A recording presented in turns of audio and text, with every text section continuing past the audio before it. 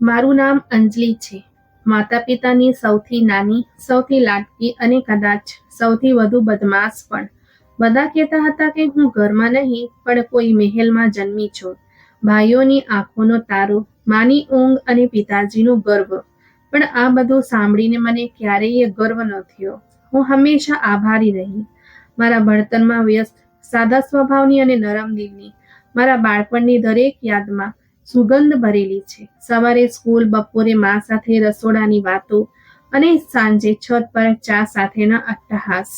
મારા પિતાજી અવારનવાર કહેતા, અંજલિ તું મારું સ્વપ્ન છે, અને હું હસતી હતી.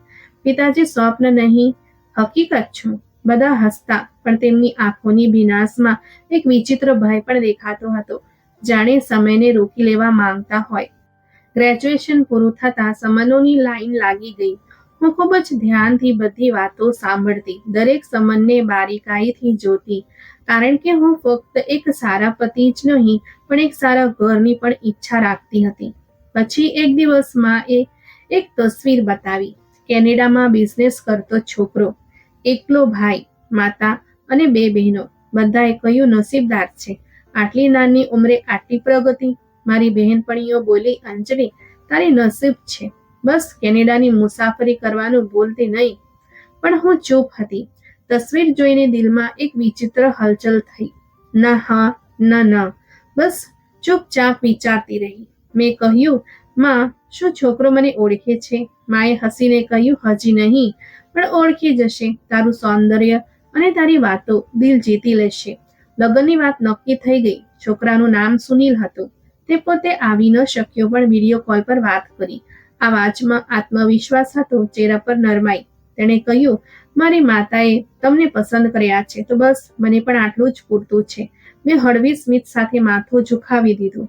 કદાચ તે શબ્દ મારી કિસ્મતની રેખા બની ગયો હતો. લગ્નની તૈયારીઓ ધામધૂમથી થઈ. મારી સહેલીઓએ કહ્યું, અંજલિ તું તો દુલ્હન નહીં, કોઈ પરી લાગી રહી છે. પણ હું અંદરથી ગભરાઈ રહી હતી. આટલું બધું નવું થવાનું હતું. એક નવું ઘર, નવી રસમો, નવા સંબંધો. પિતાજીએ વિદાય વખતે મારો હાથ પકડ્યો અને ધીમેથી કહ્યું, દીકરી તું રોશની છે, જ્યાં જઈશ અજવાળું લઈને જઈશ, બસ પોતાને ખોઈશ નહીં. લગ્ન પછી બધું નવા અંદાજમાં શરૂ થયું. રસમોની ધમાલ પૂરી થઈ તો વાસ્તવિક જિંદગીની પડખાઓ ખુલવા લાગી. સવારની ચાથી રાતના વાસણ સુધી બધું જ જાણે મારા માથે હતું. માં કહેતી હતી, શરૂઆતમાં કામ જ સ્ત્રીને ઘરમાં જગ્યા અપાવે છે. કદાચ એટલે જ હું કંઈ પણ કહ્યા વગર બધું કરતી રહી. ના થાકનો અહેસાસ, ન ફરિયાદનો ઉલ્લેખ, બસ આ જ ઈચ્છા કે દિલ જીતી લઉં. સવારે 5 વાગે ઉઠીને નાસ્તો તૈયાર કરતી. સાસુને હળવી ચા પસંદ હતી, નણંદોને દૂધ વગરની. સુનિલ પોતે પણ ચા વગર નાસ્તો પૂર્ણ નહોતો માનતો.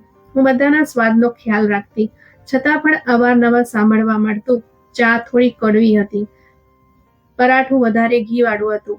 એક દિવસ નાની નણંદ પૂજાએ કહ્યું, અંજલિ જો ઘરના કામ નહોતા આવડતા તો શીખી લેતી. માએ કંઈક શીખવ્યું નહીં? હું હસી પડી. શીખવામાં વાર નથી લાગતી. સાસુ મારી ખામોશી પર કોઈ બોલતા નહોતા, બસ નજર ફેરવીને જોતા અને કિચનથી નીકળી જતા. બપોરે ઝાડુ, પોતું, કપડાં, વાસણ બધું મારી જિમ્મેવારી હતી. નણંદો અવારનવાર પોતાના રૂમમાં ફોન પર વ્યસ્ત રહેતી. પછી મેં જાણ્યું કે તેમની વ્યસ્તતા અવારનવાર તેમની મા સાથેની સલાહ સૂચનો પર આધારિત હતી. માં, તેણે આજે આ કહ્યું, માં, તેણે આજે તે ન કર્યું. મને અવારનવાર રાત્રે અવાજો સંભળાતા. સાસુ ફોન પર કોઈને કહી રહી હોત, હા બેટા તું સાચું કહે છે, અંજલિના વર્તન દિવસે દિવસે બદલાઈ રહ્યા છે. પહેલા તો મેં મારા કાનો પર વિશ્વાસ ન કર્યો, પણ જ્યારે વિચાર્યું તો સમજાયું, તે પોતાની માને મારા વિરુદ્ધ ભડકાવી રહી છે. કોઈ દિવસ પૂજા કહેતી, માં જુઓ ને, અંજલિ દિવસમાં 2 વાર મોબાઈલ પર હસે છે, કોની સાથે વાતો કરે છે? સાસુ જવાબ આપતી, હવે તમે બંને જ છો જે મને સત્ય બતાવી રહ્યા છો. હું તો આંધળી થઈ ગઈ હતી. હું અંદરથી તૂટતી, પણ આંખોમાં ભીનાશ આવવા ન દેતી. સુનિલના જવાનો દિવસ આવ્યો તો આખું ઘર એક અલગ જ વાતાવરણમાં ડૂબેલું હતું. સાસુ શાંત હતા, નણંદો પોતાના રૂમમાં વ્યસ્ત, અને હું મારા દિલની હલચલ સાંભળવાની કોશિશ કરી રહી હતી. સુનિલે સામાન બંધ કરતી વખતે કહ્યું, બસ 4 મહિનાની વાત છે. બિઝનેસમાં કેટલાક મહત્વપૂર્ણ કામ છે. તારાથી દૂર રહેવું સહેલું નહીં હોય. મેં હા કહ્યું, જો કે અંદર કંઈક ખાલી જેવું લાગી રહ્યું હતું. એરપોર્ટ પર જતી વખતે તે વારંવાર સૂચનાઓ આપતા રહ્યા. અકાઉન્ટમાં પૈસા નાખી દીધા છે, કંઈ પણ જોઈતું હોય તો તરત મેસેજ કરજે. માનું ધ્યાન રાખજે. તે દિલના દર્દી છે અને હા, પોતાને અવગણતી નહીં. હું ફક્ત હસી રહી હતી. દિલમાં ઘણું બધું હતું, પણ જુબાન શાંત હતી. સુનિલના ગયા પછી ઘરની શાંતિ એવી જ રહી જેવી તેઓ ઈચ્છતા હતા. પરંતુ મારા માટે દિવસો ખૂબ બદલાઈ ગયા. સવારે આંખ ખુલતી તો રૂમની ખામોશી મને ખોળામાં લઈ લેતી. સુનિલની હાજરીમાં જે હળવી અવરજવર રહેતી હતી તે હવે કોઈ હવાઈ ઝોકાની જેમ ગાયબ થઈ ચૂકી હતી. સાસુ હજુ પણ કિચનના મામલામાં દખલગીરી કરતી હતી, પરંતુ હવે સુનિલની ગેરહાજરીનો ફાયદો પણ ઉઠાવતી હતી. સુનિલ હોત તો તારી સાથે વાત કરતો. હવે તો જે હું કહીશ તે જ થશે. આ વાક્ય અવારનવાર કોઈને કોઈ વાત પર કહેવામાં આવતું. પૈસા સમયસર આવતા રહ્યા. જેટલા માંગતી એકાઉન્ટમાં મળી જતા.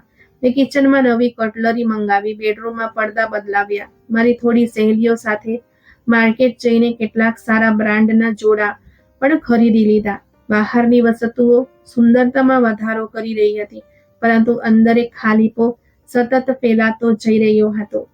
એક સાંજે બીજલ આવી. તેના લેકામાં ઝેર છુપાયેલું હતું. ભાભી, ખૂબ શોપિંગ થઈ રહી છે. લાગે છે ભાઈ સાહેબ ખૂબ દિલ ખોલીને પૈસા મોકલી રહ્યા છે. મેં હળવા લેકામાં કહ્યું, જી, જે જોઈએ છે તે સુનિલ આપી દે છે. તે હસીને કહેવા લાગી, બસ પૈસા આપી દેવા પૂરતા છે? પત્નીને તો ઇજ્જત પણ આપવી જોઈએ ને. આ વાક્ય કદાચ મને અંદરથી સ્પર્શી જવા માટે જ બોલવામાં આવ્યું હતું, અને સફળ પણ થયું. એક દિવસ સાસુએ વાતોમાં કહ્યું, સુનિલને પણ હવે સમજાઈ જશે. પત્ની રાખવાનો મતલબ ફક્ત પૈસા મોકલવા નથી હોતો. તારી જેમ આરામથી બેઠા બેઠા ખર્ચ કોણ નહીં કરવા માંગે. મેં આ વાક્ય સહન કર્યું, પરંતુ તે રાત મારા માટે ખૂબ ભારે હતી.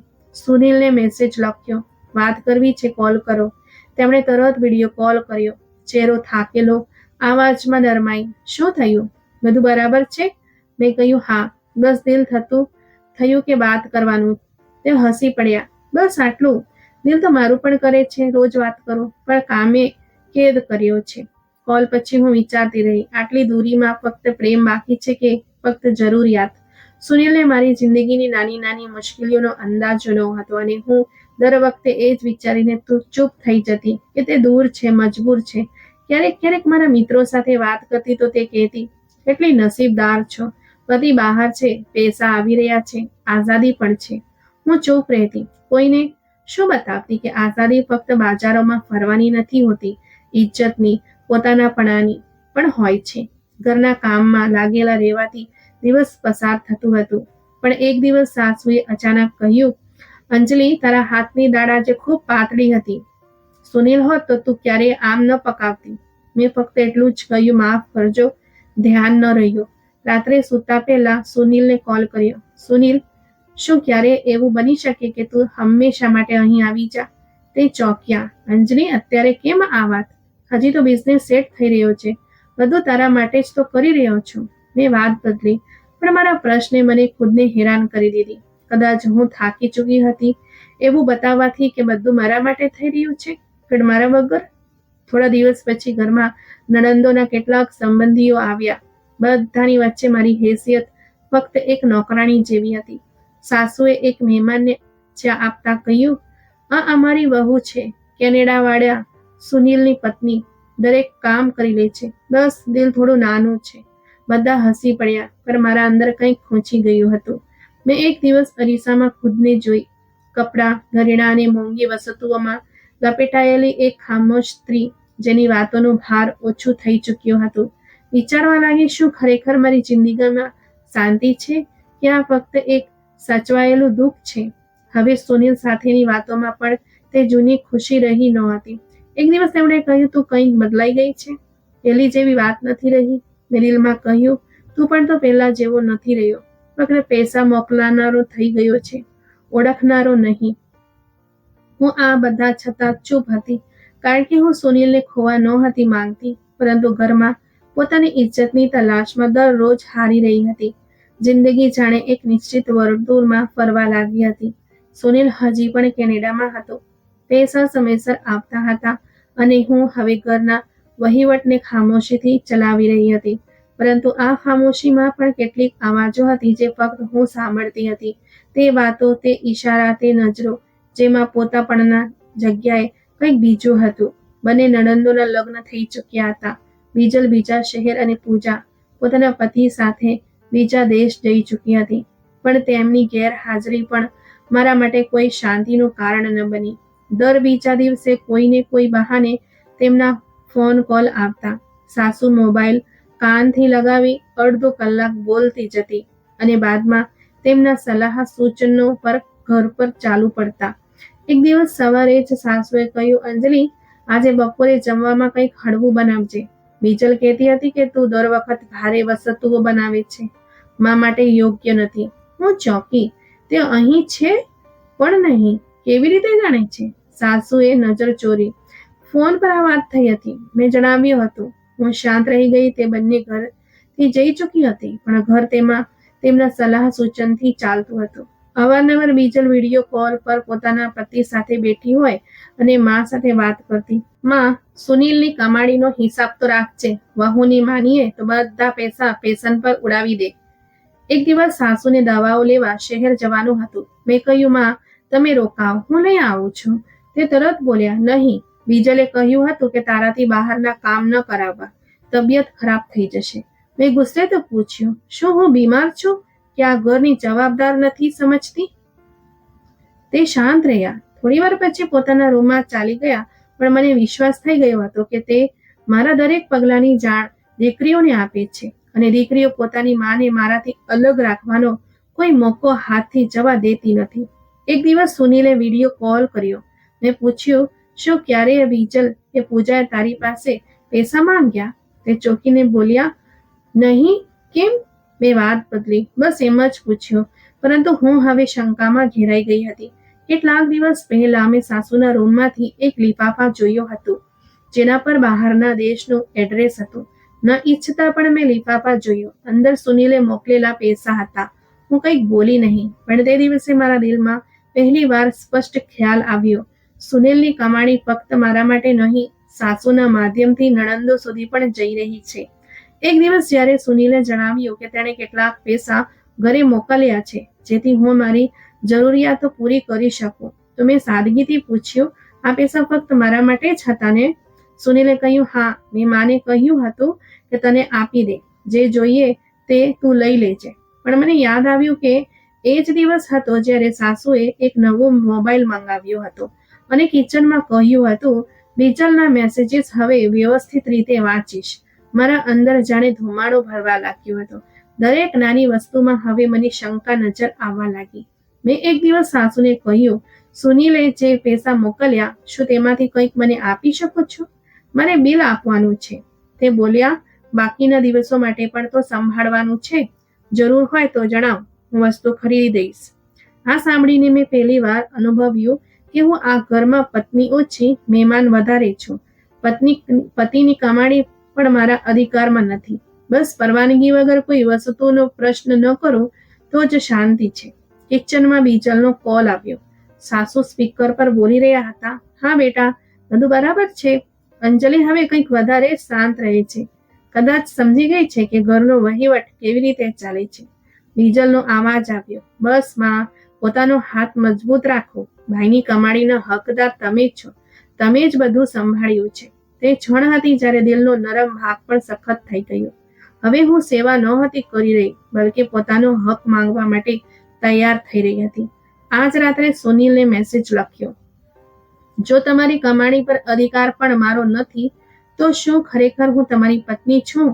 જવાબ આપ્યો, અંજલિ, બધું તારું જ છે. બસ માને હું સમજાવી દઈશ, તું દિલ પર ના લે. વાત હવે ફક્ત શંકા કે ફરિયાદ રહી નહોતી. હવે મુદ્દો અધિકારનો હતો. મને એ સમજાઈ ગયું હતું કે આ ઘરમાં જેટલી પણ મહેનત કરું, જ્યાં સુધી નિર્ણયો કોઈ બીજાના હાથમાં હશે, હું ફક્ત એક પડછાયો બની રહીશ. એક સાંજે મેં સુનિલ સાથે વિડીયો કોલ પર વાત કરી.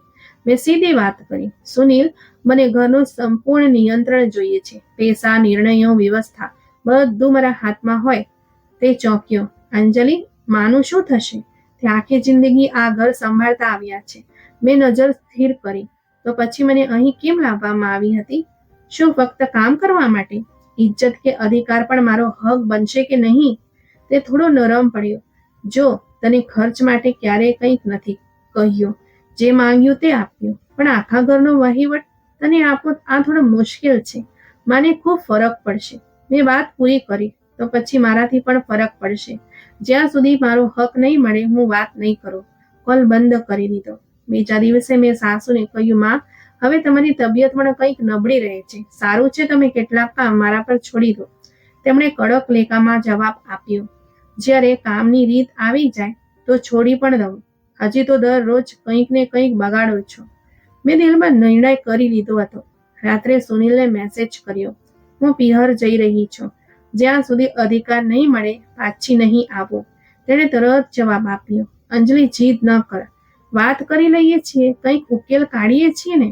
પરંતુ મેં મોબાઈલ સાયલેન્ટ પર મૂકી દીધો અને આગલી સવારે બેગ પેક કરી સાસુના રૂમમાંથી પસાર થઈ તો તેમણે ઠંડી નજરોથી જોયું. ક્યાં જઈ રહ્યો છો? મેં કહ્યું, પોતાના ઘરે. તે બોલ્યા, આ પણ તારું ઘર છે. બસ આ વાતનો ફરક છે કે અહીં તારી મરજી નથી ચાલતી. હું કંઈક કહ્યા વગર નીકળી ગઈ. પિહર પહોંચી તો માને કંઈક ન જણાવ્યું. બસ એટલું કહ્યું, થોડા સમય જોઈએ છે. માએ માથા પર હાથ ફેરવ્યો. જેટલો સમય જોઈએ તેટલો લઈ લે. સુનિલે ઘણીવાર કોલ કર્યો પણ મેં ન ઉપાડ્યો. 4 દિવસ પછી તેણે એક લાંબો મેસેજ મોકલ્યો. તું જાણે છે હું કેનેડામાં એકલો છું. મારા માટે બધું સહેલું નથી, પણ તું આમ નારાજ થઈને ચાલી જઈશ એ નહોતું વિચાર્યું. પછી એક બીજો મેસેજ આવ્યો. હું રોજ વિચારું છું, શું ખરેખર તને એ બધું ન મળ્યું જે તારો હક હતો? એ તને ફક્ત અધિકારની લાલચ છે. મેં જવાબ આપ્યો, સુનિલ, મને ફક્ત અધિકાર નહીં, વિશ્વાસ પણ જોઈતો હતો, જે તમે ક્યારેય આપ્યો જ નહીં. તે દિવસે રાત્રે મોડે સુધી વિચારતી રહી. શું હું ખરેખર હદથી વધી ગઈ છું કે બસ તે હદ મારા માટે રાખવામાં આવી હતી, જેનાથી આગળ જવું મારી હિંમત હતી? થોડા દિવસ પછી પૂજાનો કોલ આવ્યો. ભાભી, માં ખૂબ પરેશાન છે, રોજ રડે છે, કહે છે અંજલિ વગર ઘર ખાલી લાગે છે. મેં કહ્યું, જો આટલી કમી અનુભવ થાય છે તો કંઈક અધિકાર આપવાની હિંમત પણ બતાવો. ફક્ત કામ લેવાથી સંબંધ નથી બનતો. પૂજા શાંત થઈ ગઈ. આગલી સાંજે સુનિલે ફરી કોલ કર્યો. આ વખતે મેં ઉપાડી લીધો. તે ધીમેથી બોલ્યો, જો હું મા સાથે વાત કરું અને તે માની જાય તો શું તું પાછી આવીશ? મેં કહ્યું, વાત ફક્ત માનવાની નહીં, વ્યવહારિક અધિકારની છે. નિર્ણય તારે કરવાનો છે સુનિલ. 2 દિવસ પછી એક ગાડી પિહરના દરવાજા પર રોકાઈ.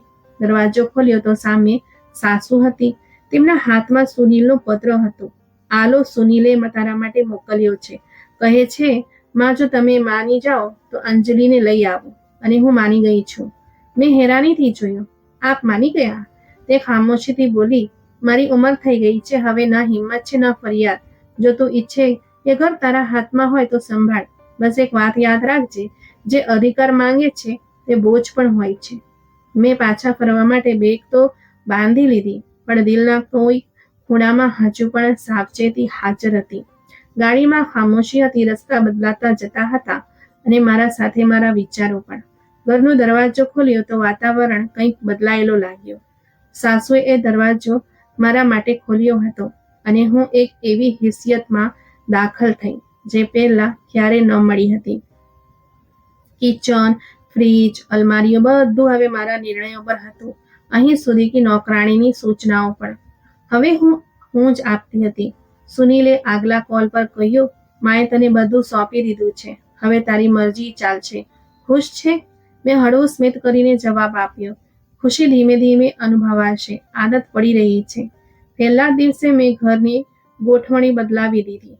પડદા નવા લગાવ્યા, ટીવી હોલમાં નવી લાઇટ્સ લગાવી અને નોકરાણીને તાકીદ કરી, હવે દરરોજ સવારે બધું સાફ હોવું જોઈએ, દરેક વસ્તુ પોતાની જગ્યા પર. સાસુ હવે પોતાના રૂમ સુધી મર્યાદિત થઈ ચૂકી હતી. તે મને કંઈ કહેતી નહોતી, ફક્ત એટલું પૂછતી, ચા પીધી છે? અને હું ક્યારેક હા ક્યારેક નામાં જવાબ આપી દેતી. 2 અઠવાડિયા મેં ફક્ત ઘરને નવા સ્વરૂપમાં ઢાળવામાં પસાર કર્યા. સુનિલે દરેક વસ્તુની તસવીરો મોકલતી. તે હસતો, વાહ, તે તો ઘરને હોટલ બનાવી દીધું છે. મેં પહેલી વાર બજાર જઈને પોતાની પસંદથી શોપિંગ કરી. ફક્ત જરૂરિયાત માટે નહીં, હવે શોખ માટે પણ. મોંઘી બ્રાન્ડ, નવા જૂતા, મોંઘું પરફ્યુમ, અને મેં પહેલી વાર આ બધું પરવાનગી લીધા વગર કર્યું હતું. કેટલાક દિવસ પછી 2 જૂની સહેલીઓ ઘરે આવી.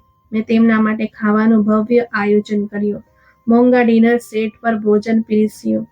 એકે કહ્યું, અંજલિ, તું તો બદલાઈ ગઈ છો. આ બધું ક્યારથી? મેં માથું ઊંચું કરીને કહ્યું, જ્યારથી અધિકાર મારા હાથમાં આવ્યો છે. પાર્ટીઓનો સિલસિલો પણ ત્યાંથી જ શરૂ થયો. ક્યારેક હું મારી મિત્રો સાથે કેફેમાં, ક્યારેક ઘરે બર્થડે ડિનર. સુનીને દરેક વસ્તુની ખબર હતી અને તે બસ એટલું કહેતો, તું ખુશ છો? તો હું પણ ખુશ છું. એક સાંજે સાસુના રૂમની બહારથી પસાર થતા મને તેમની ખાંસી સંભળાઈ. હું થોડી વાર રોકાઈ પછી આગળ વધી ગઈ. તેમના માટે કિચનમાં ભોજન બનતું, પણ હવે હું ખુદ હાથ નહોતી લગાવતી. નોકરાણીની સૂચના હોય, આનું ભોજન તેમના રૂમમાં આપી આપજે. એક દિવસ સાસુએ ધીમેથી કહ્યું, અંજલિ, દવા ખતમ થઈ ગઈ છે, લેતી આવજે. મેં હા કહ્યું, પણ આગલા દિવસે શોપિંગમાં એટલી વ્યસ્ત રહી કે ભૂલી ગઈ. રાત્રે પાછા ફરતી વખતે જ્યારે રૂમમાં દાખલ થઈ તો તે સૂઈ રહી હતી. મેં ખામોશીથી મોબાઈલ પર તસવીરો અપલોડ કરી. નવી જૂતી, નવો હેન્ડબેગ. સુધીને દર વખતે નવી ફરમાઈશ મોકલતી. આ જોડી, તે ઘડિયાળ, આ વોલપેપર, તે ફ્લોર લેમ્પ, અને તે હંમેશા એક જ જવાબ આપતો, લઈ લે, બસ ખુશ રહે. હવે ઘરની જૂની ખામોશી, નરમ વાતચીત કે વ્યવસ્થાની પરવા નહોતી. સાસુ અવારનવાર રૂમમાંથી બહાર આવીને કંઈ કહેવા માંગતી, પણ મારા રૂખ જોઈને પાછી ફરી જતી. એક દિવસ મેં કહ્યું, માં, હવે તો તમે આરામ કરો. આ બધું મારી જવાબદારી છે. તમારે કંઈ પણ પૂછવાની જરૂર નથી. તેમણે થોડોક ક્ષણ મને જોઈ, પછી કહ્યું, ઠીક છે, હું તો પહેલાથી જ ખરાબ થઈ ચૂકી છું. કદાચ તે વાક્ય તેમની તરફથી હતું, પણ મારા માટે એક સંકેત હતું કે હવે કંઈ પણ તેમના પાસેથી પાછું લેવામાં આવશે નહીં. બપોરે હું બ્યુટી પાર્લરથી ફેશિયલ કરાવીને પાછી ફરી તો સુનિલનો વિડીયો કોલ આવ્યો. તે હસી રહ્યો હતો. તું હવે બિલકુલ અલગ લાગે છે. મેં કહ્યું, આજ તો જોઈતું હતું ને તને, એક એવી પત્ની જે દુનિયાના હિસાબે ચાલે. તે કેટલાક ક્ષણો શાંત રહ્યો, પછી કહ્યું, બસ પોતાનું ધ્યાન રાખજે. હવે હું તે અંજલિ નહોતી રહી જેને કોઈની પરવાનગી લેવી પડતી હતી. હું પોતાની મરજીની જિંદગી જીવવા લાગી હતી. બજારમાં જ્યારે હું કોઈ મોંઘી વસ્તુ તરફ જોતી તો હવે કિંમત જોઈને પાછી નહોતી હટતી. મેં ખુદને કહ્યું, અધિકાર મળી ગયો છે અને મેં તેનો ઉપયોગ પણ શીખી લીધો છે. હવે કોઈ મારાથી છીનવી નહીં શકે. પણ દિલના કોઈ ખૂણામાં એક પ્રશ્ન પણ હાજર હતો જે હું ખુદથી પણ છુપાવતી હતી. શું ખરેખર આ અધિકાર, આ કંટ્રોલ મારી જીત છે કે બસ એક બીજો તમાશો? જવાબ મારા પાસે નહોતો અને કદાચ હજી હું જાણવા પણ નહોતી માંગતી. સાસુએ પહેલી વાર ધીમેથી કહ્યું, અંજલિ, બીપીની દવા ખતમ થઈ ગઈ છે, સાંજે લેતી આવજે. બજાર જઈ રહી છો તો? મેં માથું હલાવ્યું. ઠીક છે, યાદ આવ્યું તો લઈ આવીશ. આ બધું તે સમયની વાત છે જ્યારે મારી વ્યવસ્થાઓ પોતાની હદ પાર હતી. પાર્લરની એપોઇન્ટમેન્ટ, એક નવી પાર્ટીનું આમંત્રણ અને ફેશન ઇવેન્ટ માટે કપડાની તૈયારી. સાસુની દવા મારી લિસ્ટમાં ખૂબ નીચે જઈ ચૂકી હતી. બપોરે હું મારી મિત્ર ડિમ્પલ સાથે માર્કેટ ગઈ. એક નવી બ્રાન્ડ લોન્ચ થઈ હતી. તેની જ ઓપનિંગ હતી. ફોન પર સુનિલનો કોલ આવ્યો. કંઈક જોઈતું હોય તો જણાવી દેજે, હું કાલે કેટલીક વસ્તુઓ મોકલી રહ્યો છું. મેં જવાબ આપ્યો, એક નવો ફોન જોઈ રહી છું, મોકલી દેજો. સાંજે પાછી આવી તો સાસુ રૂમમાં સૂઈ રહી હતી, શાંત. મેં દરવાજો ખોલ્યો. તે થોડી ઉઠીને બોલી, દવાઈ? મેં બેદરકારીથી કહ્યું, નહીં, ભૂલી ગઈ, કાલે લઈ આવીશ. બીજા દિવસે સવારે હું તૈયાર થઈ રહી હતી કે નોકરાણી દોડતી આવી. મેડમજી, માજીને કંઈક થઈ ગયું છે, બોલી નથી રહ્યા, હાથ પગ પણ હલનચલન નથી કરી રહ્યા. રૂમમાં ગઈ તો સાસુનું અડધું શરીર નિર્જીવ પડ્યું હતું. આંખો ખુલ્લી હતી પણ જુબાન લથડી રહ્યા હતા. ગભરાઈને એમ્બ્યુલન્સ બોલાવી. હોસ્પિટલ પહોંચ્યા તો ડોક્ટરે ફાઇલ બંધ કરતા કહ્યું, એમને લખવાનો એટેક આવ્યો છે, બીપી હાઈ હતું, દવા બંધ થઈ હશે. મારા અંદર કેટલાક ક્ષણ માટે ખાલીપો છવાઈ ગયો. સુનિલને જાણ કરી તેણે ફક્ત એટલું કહ્યું, હું ટિકિટ બુક કરાવી રહ્યો છું, કેટલાક દિવસમાં આવી જઈશ. સાસુને હોસ્પિટલમાં 2 દિવસ રાખ્યા, પછી ઘરે ખસેડવામાં આવ્યા. ડોક્ટરે કહ્યું, હવે સંપૂર્ણ આરામ, રોજિંદી ફિઝિયોથેરાપી, સમયસર દવા અને એક વ્યક્તિ જે સતત તેમનું ધ્યાન રાખે. આ વાક્ય મારા માટે બોજથી ઓછું નહોતું. રૂમમાં શાંત બેઠી સાસુને જોઈ રહી હતી. તે હવે બિલકુલ લાચાર હતી. ખાવા માટે બીજા ઉપર નિર્ભર. વોશરૂમ સુધી ખુદથી જવું પણ શક્ય નહોતું રહ્યું. 2 દિવસ સુધી મેં બધા કામ તેમના પોતાના કર્યા. જમાડ્યા, દવા આપી, વોશરૂમ લઈ ગઈ. પરંતુ 3જા દિવસથી મને બોજ મહેસૂસ થવા લાગ્યો. પાર્ટીનું આમંત્રણ આવ્યું. ડિમ્પલનો મેસેજ, અંજલિ મોડું ન કરજે, તારા વગર પાર્ટીમાં મજા નહીં આવે. મેં દિલમાં કહ્યું કે બસ અડધા કલાકની વાત છે. માં સૂઈ રહ્યા છે, નોકરાણી પણ છે, અને હું નીકળી ગઈ. પાછા ફરતા નોકરાણી ગભરાયેલી હતી. માજીએ 2 વાર પાણી માંગ્યું પછી શાંત થઈ ગઈ. રૂમમાં ગઈ તો તે નિર્જીવ છત તરફ જોઈ રહી હતી. પાસે જોઈને કાનમાં પૂછ્યું, કંઈ જોઈએ છે? તેમની જુબાન હલનચલન ન કરી શકી. મેં તેમને થોડું પાણી પીવડાવ્યું, પણ તેમની આંખોમાં જે લાચારી હતી તે મને જોવા દેતી નહોતી. બીજા દિવસે ફિઝિયોથેરાપિસ્ટ આવ્યો. મેં કહ્યું, રોજ નથી આવી શકતો શું? ખર્ચ પણ ઘણો છે. તેણે કહ્યું, રોજ ન કરાવો તો શરીર વધુ સખત થઈ જશે. આ ઉંમર અને હાલત બંને નાજુક છે. મેં એકવાર ફરી દિલમાં હિસાબ કિતાબ કર્યો. સુનિલને સંદેશ લખ્યો, રોજ ફિઝિયોથેરાપી મોંઘી પડશે. જવાબ આવ્યો, જે જરૂરી છે તે કરાવો. હું દર અઠવાડિયે પૈસા મોકલી દઈશ. પરંતુ ખર્ચ કરતાં વધુ સમય અને મહેનતનો મુદ્દો હતો. સાસુને વ્હીલચેર પર બાથરૂમ લઈ જવા, સમયસર ભોજન આપવું, કપડાં બદલાવવા, બધું જ હવે મારી ફેશન લાઈફના માર્ગમાં અવરોધ બનવા લાગ્યું. 2 દિવસ પછી એક સમારંભ હતો. મેં પહેલાથી જ નોકરાણીની સૂચના આપી દીધી હતી, જો માં ઉઠે તો પાણી આપી દેજે. હું બસ થોડી વારમાં પાછી આવી જઈશ. સમારંભથી પાછા ફરતી વખતે ગેટ ખોલ્યો તો રૂમમાં સાસુ ચીસો પાડી રહી હતી. વોશરૂમ, અંજલિ, મેં ગુસ્સાથી કહ્યું, હમણાં તો પાણી આપ્યું હતું ને? 2 મિનિટ શાંતિ પણ નહીં. તે બસ ભગવાન ભગવાન કરી રહી હતી. મારો ધીરજ ખૂટી ગયો. એક ક્ષણ માટે તે મારા માટે દર્દી નહીં, એક અવરોધ લાગવા લાગી. મેં ગુસ્સાથી કહ્યું, આખો દિવસ બસ પાણી, દવા, બાથરૂમ. મારી પણ કોઈ જિંદગી છે કે નહીં? તે રડી રહી હતી. કંઈ કહી શકી નહોતી. ફક્ત આંખોથી એક પ્રશ્ન હતો જે હું સમજવા નહોતી માંગતી. હવે હું તેમની સાથે ઓછી વાત કરવા લાગી. નોકરાણી તેમની દેખભાળ કરતી. હું ફક્ત નિરીક્ષણ કરતી. એક રાત્રે રૂમમાંથી આવેલી ચીસ સાંભળીને હું દોડી. પલંગ પર સાસુ પડી ચૂકી હતી. કદાચ હાથ દબાવીને પાણી દેવા માંગતી હતી. સંતુલન ખોરવાઈ ગયું. મેં તેમને ફરીથી પલંગ પર સુવડાવ્યા અને વિચાર્યું, આ બધું ક્યાં સુધી? આખરે ક્યાં સુધી હું તેમની નર્સ બની રહીશ? હવે તે ફક્ત બીમાર નહોતી રહી, મારા આરામ, આઝાદી અને જીવનની વચ્ચે એક કાયમી અવરોધ બની ગઈ હતી. એક દિવસ મેં સવારે નાસ્તો બનાવીને નોકરાણીને આપ્યો અને કહ્યું, એમના રૂમમાં આપી આવજે, મારે એક કોલ કરવાનો છે. થોડી વાર પછી સાસુનો અવાજ આવ્યો. હા, પાણી, મેં મોટા અવાજે કહ્યું. હમણાં તો પીવડાવ્યું છે.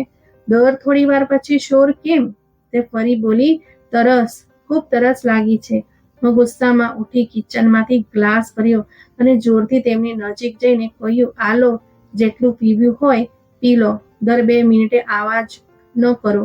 તેમણે ધ્રુજતા હાથે ગ્લાસ પકડવાની કોશિશ કરી, પણ હાથ ધ્રુજી રહ્યા હતા અને પાણી તેમના ચહેરા પર પડવા લાગ્યું. તે રડી રહી હતી, પણ હું પાછી વળીને રૂમમાં ચાલી ગઈ. સાંજે ડિમ્પલનો મેસેજ આવ્યો. ઘણા દિવસથી પાર્ટી નથી કરી. અઠવાડિયાની રાતનો શું ઈરાદો છે? મેં ફક્ત લખ્યું, પ્લાન બનાવો, આવી રહી છું. બીજા દિવસે સાસુએ ફરીથી બાથરૂમ જવા માટે આવાજ દીધો. હું તે વખતે ફોન પર હતી. ગુસ્સામાં મોબાઈલ ટેબલ પર મૂક્યો. રૂમમાં ગઈ અને કહ્યું, મને દર વખત તારા કામો માટે રાખી છે શું? હમણાં તો સૂતી હતી, હવે ફરી?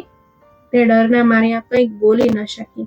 મેં વ્હીલચેર ધકેલી તેમને જેમ તેમ બેસાડ્યા અને ચીડાઈને કહ્યું, બસ કરો, હવે કોઈ બીજું કામ રહેવાતું મારા માટે.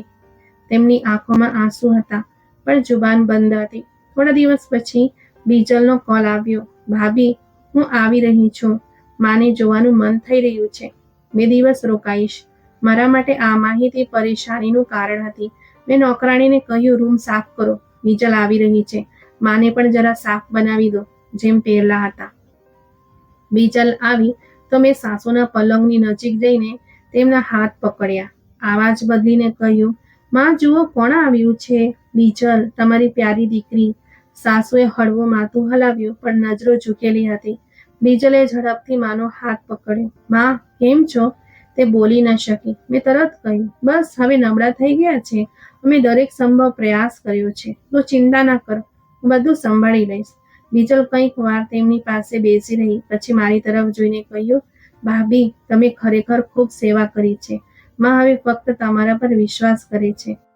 મેં હજી પણ નરમાઈથી કહ્યું, આ સુનિલની માં છે, મારી પણ માં છે. બીજલની સામે હું સાસુ પાસે વધારે સમય પસાર કરતી, તેમનો દુપટ્ટો સરખો કરતી, ઓશીકું સીધું કરતી, ખાવાનો કોળિયો પોતાના હાથે આપતી. એ બધું ચૂપચાપ સહન કરતી રહી, જાણે કંઈ કહેવાનું જ ભૂલી ગઈ હોય. રાતના સમયે જ્યારે બીજલ રૂમમાં સૂવા ગઈ, હું સાસુ પાસે ગઈ અને કાનમાં ધીમેથી બોલી, હવે કંઈક બોલવાની જરૂર નથી. જો જુબાન ખોલી તો બધું જ ખતમ કરી દઈશ, સમજી ગઈ? તે ચૂપચાપ મારી તરફ જોતી રહી. આંખોમાં કંઈ કહેવું હતું, પણ દરેક શબ્દને કેદ કરી રાખ્યો હતો. બીજા દિવસે બીજલે વિદાય લેતી વખતે મારા હાથ પકડીને કહ્યું, બસ માને વધારે એકલા ન છોડતા, હવે તે બસ તમારા સહારે છે. મેં ખાતરી કરાવી, તું નિશ્ચિત રહે. જેવી તે ગઈ, મેં સાસુના રૂમનો દરવાજો બંધ કર્યો અને કહ્યું, હવે કોઈ તમાશો નહીં. જે ચાલી રહ્યું છે તે જ ચાલશે. તે રાત્રે જ્યારે તેમણે પાણી માટે બોલાવ્યા, મેં આવાજ સાંભળ્યો પણ અવગણી દીધો. જ્યારે ચીસો પાડવા લાગી, ત્યારે પણ હું મારા રૂમમાં બ્યુટી માસ્ક લગાવીને બેસી હતી. થોડી વાર પછી રૂમમાં જઈને પાણી મૂક્યું અને કહ્યું, પીવું હોય તો પી લો, વધારે ડ્રામા ન કરશો. તે ખામોશીથી ગ્લાસ તરફ જોતી રહી અને હું દરવાજો બંધ કરીને પાછી આવી ગઈ. દિવસે ને દિવસે સાસુની હાલત વધુ નબળી થવા લાગી અને મારી નિર્દયતા એક નિયમિતતા બની ગઈ. તેમનો દરેક સંકેતો, દરેક વિનંતી હવે મારા માટે બોજ હતી અને હું આ બોજ ઉઠાવવાથી ઇનકાર કરી ચૂકી હતી, ભલે તેનું પરિણામ કંઈક પણ હોય. જ્યારથી બીજલ ગઈ હતી, સાસુ બિલકુલ શાંત થઈ ગઈ હતી. જુબાનથી કંઈક ઓછું જ બોલતી, પણ શરીરની અશાંતિ દરેક ક્ષણે કોઈક બીજા એલાનની જાણ કરતી હતી. તે અવારનવાર દરવાજા તરફ જોતી, જાણે કોઈ આવશે અને તેમને ત્યાંથી લઈ જશે. બીજી નણંદ પૂજા, જે બહારના દેશમાં હતી, છેલ્લા 2 અઠવાડિયાથી સતત કોલ કરી રહી હતી. સાસુના નંબર પણ કોલ કરતી હતી, પણ તે ફોન હવે મોટા ભાગે મારા પાસે જ હોતો હતો અને જો સાસુ કોઈ નણંદ સાથે વાત કરતી તો હું હંમેશા સામે ઊભી રહેતી. હવેની વાર કોલ પર હું દર વખતે એક જ વાક્ય કહેતી, માં સૂઈ રહ્યા છે, પછી વાત કરાવીશ. પૂજા એક દિવસ અટવાઈને બોલી, ભાભી રોજ જ સૂઈ રહે છે, શું ખરેખર ઠીક છે? મેં કહ્યું, ઉંમર થઈ ગઈ છે, થાક જલ્દી લાગી જાય છે. આમ પણ ડોક્ટરે કહ્યું છે વધારે વાત ન કરાવી, બ્લડ પ્રેશર ઉપર નીચે થાય છે. ફોન બંધ કરતી વખતે મેં મોબાઈલ પરથી તેનું નામ સાયલેન્ટ લિસ્ટમાં નાખી દીધું. હવે જ્યારે તે કોલ કરતી, મને કોઈ નોટિફિકેશન ન આપતું. બધું શાંતિપૂર્ણ લાગવા માંડ્યું, પરંતુ આ શાંતિ કેટલાક વધુ તોફાનોનો પૂર્વ સૂચન હતી. સાસુની હાલત દિવસે ને દિવસે બગડતી જતી હતી. જે પહેલા ઓછામાં ઓછા આવાજમાં નરમાઈ રાખતી હતી, હવે એક સતત ચીસો પાડવાની, બૂમો પાડવાની આદતમાં બદલાઈ ચૂકી હતી. રાત્રે જેવી રૂમની લાઇટ બંધ કરતી, તે આવાજ આપતી, અંજલિ પાણી, અંજલિ વોશરૂમ. પહેલા તો હું જવાબ આપતી, પછી ગુસ્સો આવતો અને હવે હું અવારનવાર તેમનો અવાજ અવગણીને પડખું ફેરવી લેતી. નોકરાણી જો જઈને પાણી આપતી તો સાસુ તેનો હાથ પકડીને કહેતી, મારી દીકરીઓને બોલાવી દો. એક રાત્રે નોકરાણી મારી પાસે આવી, મેડમજી, માજી વારંવાર શોર કરી રહ્યા છે, લાગે છે એમનો શ્વાસ રૂંધાઈ રહ્યો છે કે કંઈક બીજો. મેં ધીમેથી કહ્યું, ડ્રામા કરે છે, કોઈ પ્રશ્ન નથી, બસ જૂનું રડવાનું છે. નોકરાણી ચૂપ થઈ ગઈ, પણ થોડા ક્ષણો પછી સાસુની ચીસો ફરી ઊંચી થઈ ગઈ, કોઈ છે, લઈ જાઓ મને, મને નથી રહેવું અહીં. હું ગુસ્સામાં ઉઠી, રૂમમાં જઈને તેમની નજીક ગઈ. ચૂપ થઈ જાઓ, હું તમારી નોકર નથી કે દર વખત તમારા અવાજો સાંભળું. સુનિલ બહાર છે, હું એકલી બધું નથી કરી શકતી. તે કંઈક બોલી ન શકી, ફક્ત આંખો ફાડીને જોતી રહી. બીજા દિવસે મેં તેમની વ્હીલચેર બંધ કરાવી દીધી. હવે આ વારંવાર ઉઠવાનો ઝંઝટ નહીં, જે છે પલંગ પર જ રહેશે. નોકરાણીએ ધીમેથી કહ્યું, મેડમજી, ડોક્ટરે કહ્યું હતું કે હલનચલનમાં રાખવું જરૂરી છે. દિવસમાં 2 વાર ભોજન, દવા, બસ આટલું જ તેમનું શેડ્યુલ રહી ગયું હતું. ફિઝિયોથેરાપી હવે મહિનામાં 1 વાર થતી. એક દિવસ સુનિલનો કોલ આવ્યો. અંજલિ, પૂજા પરેશાન છે. કહેતી હતી માનો આવાજ પણ સંભળાવવા નથી દેવાતો. કોઈ પ્રશ્ન તો નથી? મેં તરત જવાબ આપ્યો, નહીં, તે બસ નબળા થઈ ગયા છે. ખુદ કંઈક બોલી જ નથી શકતા. જ્યારે તું આવીશ તો પોતે જોઈ લેજે.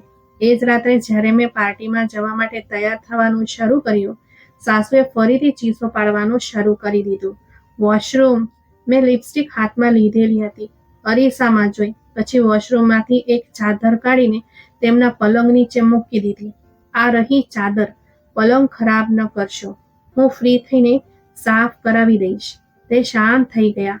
આંખો બંધ કરી દીધી. પાર્ટીમાં મોડે સુધી રહી સહેલીઓ સાથે તસવીરો પડાવી, સોશિયલ મીડિયા પર અપલોડ કરી. કેપ્શન આપ્યું, જિંદગીને જીવો, રોકીને નહીં. પાછા ફરતી વખતે જ્યારે ઘરમાં દાખલ થઈ, નોકરાણી દરવાજા પર મળી. મેડમજી, માજીનું મોઢું સૂજેલું છે, કદાચ કંઈક થયું છે. રૂમમાં ગઈ, તે સૂતા હતા. કંઈક બોલી નહોતા રહ્યા. મેં ડોક્ટરને બોલાવવાને બદલે પહેલા સુનિલને મેસેજ કર્યો. માની હાલત કંઈક વિચિત્ર છે, કદાચ કંઈક મોટું થઈ જાય. જવાબ આપ્યો, શું મતલબ? અત્યારે કોલ કરવો. પણ મેં કોલ ન કર્યો. મને સાસુની ખામોશીમાં શાંતિ મહેસૂસ થવા લાગી હતી, જાણે કોઈ બોજ થાકીને ચૂપ થઈ ગયો હોય. સવાર થઈ તો સાસુએ પોતે કંઈક ખાવાનો ઇનકાર કરી દીધો. તેમની આંખો બંધ રહેતી હતી. અવાજ ખૂબ ધીમો. પૂજાના 4 કોલ્સ આવ્યા. મેં બધા અવગણ્યા અને પહેલી વાર મને લાગ્યું કે તે સમન જેને મેં વર્ષો સુધી પોતાના માથે સહન કર્યો હતો, હવે સંપૂર્ણપણે મારા કાબૂમાં છે. તે હવે કોઈને બોલાવી નથી શકતા, કોઈને કંઈ કહી નથી શકતા. તેમનું સત્ય હવે મારા અધિકારમાં હતું અને હું તેને છુપાવી રહી હતી. ખામોશીથી, પૂરી કુશળતાથી, સંપૂર્ણ વિશ્વાસ સાથે. સવારનો સમય હતો. કિચનમાં નાસ્તો તૈયાર થઈ રહ્યો હતો. મારો મોબાઈલ ટેબલ પર વાગી રહ્યો હતો. પૂજાના કોલ હતો. મેં જોયું અને ઉપાડ્યા વગર સાયલેન્ટ પર કરી દીધો. નોકરાણીએ આવીને જાણ કરી, મેડમજી, માજીએ પલંગ ખરાબ કરી દીધો છે. કદાચ ઉઠાવવા માટે આવાજ આપી રહ્યા હતા, પણ તમે સાંભળ્યું નહીં. હું ઝડપથી સાસુના રૂમમાં ગઈ.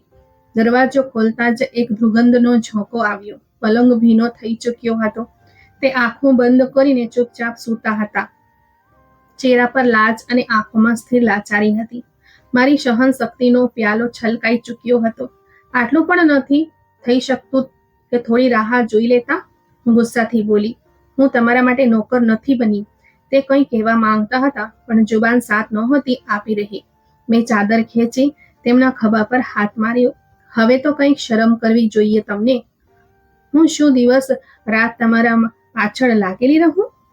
તે દર્દથી કળસ્યા, પણ હું રોકાઈ નહીં. પલંગ પર પડેલો ભીનો ભાગ મને ઝેર લાગી રહ્યો હતો. નોકરાણી દરવાજાની નજીક ઊભી હતી. મેં ઘૂરીને તેને જોયો. શું જોઈ રહી છો? સાફ કરો આ બધું. નોકરાણી અટકાઈ ગઈ. મેડમજી, પહેલા માજીને તો ઉઠાવીએ. મેં કહ્યું, હટાવો એમને એક તરફ. હું પલંગ બદલાવી રહી છું. આ બધા વખતે સાસુની હાલત એવી હતી જાણે તે પોતાના અસ્તિત્વથી જ માફી માંગી રહ્યા હોય. તે કંઈક બોલી નહોતા રહ્યા. ડરેલા હતા. ફક્ત આંખોથી અજીજી વરસી રહી હતી. મેં તેમના હાથ ઝટકાથી ખેંચ્યા, તેમને એક તરફ કરીને પલંગ પર નવો કવર નાખ્યો અને પછી ત્યાં એક પ્લાસ્ટિક સીટ રખાવી. આગળ માટે વારંવાર પલંગ નથી દોડાવી શકતી. નોકરાણી ખામોશીથી કામમાં લાગી રહી. હું રૂમમાંથી બહાર આવી અને દરવાજો બંધ કરી દીધો. રૂમમાં જઈને અરીસા સામે ઊભી રહી. મારો શ્વાસ ઝડપી હતો. વાળ અસ્તવ્યસ્ત અને ચહેરા પર ગુસ્સાની ઝલક સ્પષ્ટ દેખાઈ રહી હતી. મેં કપડાની અલમારી ખોલી અને કેટલાક જોડા કાઢીને બેગમાં રાખવા લાગી. દરેક કપડું રાખતી વખતે એક જ વિચાર ચાલી રહ્યો હતો, બસ બહુ થઈ ગયું. હવે એક દિવસ પણ અહીં નથી રોકાઈ શકતી. સુનિલને મેસેજ લખ્યો, હું કેટલાક દિવસ માટે પિહર જઈ રહી છું. તું પાછો આવી રહ્યો છો તો માનું ધ્યાન રાખજે. કોલ આવ્યો. મેં ઉપાડ્યો નહીં. પૂજાએ પણ કોલ કર્યો. પછી વિડીયો મેસેજ મોકલ્યો. ભાભી, માની હાલત કેવી છે? પરેશાન છું. મેં કંઈ જવાબ ના આપ્યો. બસ બેગ બંધ કરી અને ફાઇલો ચેક કરી કે બધા ઓળખ કાર્ડ વગેરે રાખી લીધા છે. દિલમાં એક વિચાર આવી રહ્યો હતો, કેટલાક દિવસ જો એમને જોનારું કોઈ ન હોય, ખાવા પીવા કંઈક ન મળે તો કદાચ કુદરત ખુદ નિર્ણય કરી દે. પછી આ બોજ પણ નહીં રહે અને આ ડર પણ કે સત્ય ક્યારેય સામે આવી જશે. ગેટ બંધ કરતી વખતે મેં એક ક્ષણ માટે સાસુના રૂમ તરફ જોયો. તેમનો અવાજ આવ્યો, અંજલિ ક્યાં જઈ રહી છો? મેં રોકાઈને દરવાજાના ખૂણામાંથી ડોકિયું કર્યું. તે ખૂબ મુશ્કેલીથી ઉઠવાની કોશિશ કરી રહ્યા હતા. તેમની આંખોમાં એક થાકેલો પ્રશ્ન હતો. મેં એક ક્ષણ માટે નજરો મેળવી, પછી પાછી વળીને દરવાજો બંધ કરી દીધો. મેં દરવાજા પર તાળું લગાવ્યું, સીડીઓ ઉતરી, રિક્ષા મંગાવી અને સીધી પિયર રવાના થઈ ગઈ. રસ્તામાં ડિમ્પલનો મેસેજ આવ્યો, ક્યાં ગાયબ છો? આગામી વીકેન્ડનું ડિનર પ્લાન કરી રહ્યા છીએ. મેં જવાબ આપ્યો, બસ થોડી વારમાં ફ્રી થઈને વાત કરું છું. ગાડી જ્યારે પિયરના દરવાજા પર રોકાઈ તો મેં સુખનો શ્વાસ લીધો. દિલને જાણે કહ્યું કે કેટલાક દિવસની વાત છે, બધું પોતે જ ખતમ થઈ જશે. મગજમાં એક વિચાર ગૂંજતો રહ્યો, જો તે ખતમ થઈ જાય તો કદાચ બધું જ સહેલું થઈ જશે. કોઈ પ્રશ્ન નહીં, કોઈ હિસાબ નહીં. હું જાણતી હતી આ વિચાર ખોટો છે, પણ હવે મને ફરક પડતો ન હતો. અને એ જ ક્ષણ હતી જ્યારે હું હકીકતથી સંપૂર્ણપણે અંધ થઈ ચૂકી હતી. પિહરમાં વીતેલા 3 દિવસ એવા હતા જાણે હું કેદમાંથી નીકળીને આઝાદ થયેલું કોઈ પક્ષી છું. સવારની ઊંઘ, પોતાની મરજીનું ભોજન, કોઈ આવાજો નહીં, કોઈ ચીસો નહીં. મોબાઈલ બંધ રાખ્યો, સુનિલના કોલ્સ પણ બ્લોક કરી દીધા. ફક્ત ડિમ્પલ સાથે સંપર્ક રહ્યો, જે રોજ સાંજની પાર્ટીઓનો હાલ જણાવતી અને આગામી વીકેન્ડની તૈયારી કરવાનું કહેતી. 5મા દિવસે માએ પૂછ્યું, પાછા ક્યારે જઈ રહી છો? મેં કહ્યું, બસ એકાદ દિવસમાં થોડો આરામ કરી લઉં, પછી નીકળું છું. વાસ્તવિક વાત એ હતી કે હું શાંતિથી સમય પસાર થવાની રાહ જોઈ રહી હતી, જેથી જ્યારે પાછી જાઉં તો તે આવાજ, તે શરીર, તે બોજ બાકી ન હોય. 7મા દિવસે બપોરના સમયે મેં પાછા ફરવાનો નિર્ણય કર્યો. ટેક્સી લીધી અને સીધી સાસરે રવાના થઈ ગઈ. રસ્તામાં દિલમાં એક વિચિત્ર શાંતિ હતી, જાણે કોઈ મોટો બોજથી મુક્તિનો સમય નજીક આવી ચૂક્યો હોય. ઘર સામે પહોંચી તો દરવાજો રોજિંદાથી અલગ લાગ્યો. મેં હાથ લંબાવીને તાળું ખોલવા ઈચ્છ્યું, પણ તાળું લગાવેલું જ નહોતું. હાથ લગાવતા જ દરવાજો તરત જ ખુલી ગયો. અંદર પગ મૂકતા જ એક પરિચિત સુગંધ નાકમાં આવી. ગુલાબના ફૂલ, અગરબત્તી અને કંઈક એવું જે આ ઘરમાં પહેલા ક્યારેય મહેસૂસ નહોતું થયું. હોલના દરવાજે પહોંચી તે દૃશ્ય બદલાઈ ચૂક્યું હતું. સોફા પર લગ્નના જોડામાં એક દુલ્હન બેઠી હતી. તેની પાસે સુનિલ બેઠો હતો, ચહેરા પર ગંભીરતા અને આંખોમાં એક અદ્ભુત શાંતિ. સામે સાસુનો પલંગ ખાલી હતો, ફક્ત એ જ ધાબળો વાળીને રાખેલો હતો, જાણે ત્યાં ક્યારેય કોઈ હતું જ નહીં. મારો શ્વાસ રૂંધાઈ ગયો, આંખો ફાટી રહી ગઈ. આ શું? મેં ખૂબ મુશ્કેલીથી પૂછ્યું. સુનિલ ઊભો થયો. પગલાંનો આવાજ મારા દિલ પર લાગવા માંડ્યા. તે મારા સામે આવીને ઊભો રહ્યો. આખરે આવી જ ગઈ. હું શાંત ઊભી રહી. હાથની પકડ બેગ પર સખત થઈ ગઈ. સુનિલે એક નજર દુલ્હન પર નાખી, પછી મારી તરફ જોઈને બોલ્યો, મળ, આ રૂપલ છે, મારી પત્ની. મારી જુબાન સુખાઈ ગઈ. કંઈક બોલવા ઈચ્છ્યું, પણ આવાજ અંદર જ દબાઈ ગયો. સુનિલનો લહેકો બરફથી પણ ઠંડો હતો. તારા જુલુમનો હિસાબ આપીશ અંજલિ. આ ઘર હવે તારું નથી રહ્યું. તારી કહાણી અહીં ખતમ થઈ ચૂકી છે. મેં પગ પાછળ કર્યા, જાણે જમીન ખસી ગઈ હોય. શું શું મતલબ? સુનિલ આગળ વધ્યો. આંખોમાં તે કટુતા હતી જે વર્ષોનો બદલો માંગી રહ્યો હોય. જ્યારે મને ફોન આવ્યો કે મારી માં ભૂખી તરસી પથારીમાં પડી છે અને મારી પત્ની પિહરમાં જઈને મજા કરી રહી છે, તો મેં તરત જ પાછા ફરવાની ટિકિટ લીધી. એ જ રાત્રે હું પહોંચ્યો અને મારી માને એવી હાલતમાં જોઈ જેને શબ્દોમાં વર્ણવી શકતો નથી. મારી પાપડો ઝબકવા લાગી, શરીર ધ્રુજવા લાગ્યો. હું જાણતો હતો કે તારામાં સહનશક્તિ નથી, પણ તું આ હદ સુધી જઈ શકીશ એ વિચાર્યું નહોતું અંજલિ. સુનિલનો આવાજ ઊંચો થયો. તે આ સ્ત્રીને જે મારા પિતા પછી મારા માટે બધું જ હતી, તેને ધૂતકારી, તરછોડી, મારી. મારા હોઠ હલ્યા. હું થાકેલી હતી, એકલી તો બોલતી ને, મદદ માંગતી, કોઈને જાણ કરતી. તે ચીસો પાડ્યો, પણ તે શું કર્યું? દરવાજો બંધ કરીને ચાલી ગઈ, એ આશા પર કે તે ખતમ થઈ જશે. મારી આંખોમાં ભીનાશ છવાઈ ગઈ, પણ સુનિલની આંખોમાં ફક્ત નિર્ણય હતો, અને મેં નિર્ણય કરી લીધો. અંજલિ, એ સ્ત્રી જે મારી માને મરવા માટે છોડી દે, એ મારી પત્ની ન હોઈ શકે. મેં પાછળ હટીને દિવાલોનો સહારો લીધો. સુનિલ, એક મોકો, ફક્ત એક મોકો. તેણે એક કાગળ મારી તરફ ફેંક્યો. આ તારી છૂટાછેડાની નોટિસ છે. સંપૂર્ણ હોશમાં હું તને અત્યારે જ આ ક્ષણે છૂટાછેડા આપું છું. મારા હાથમાંથી બેગ છૂટી ગઈ.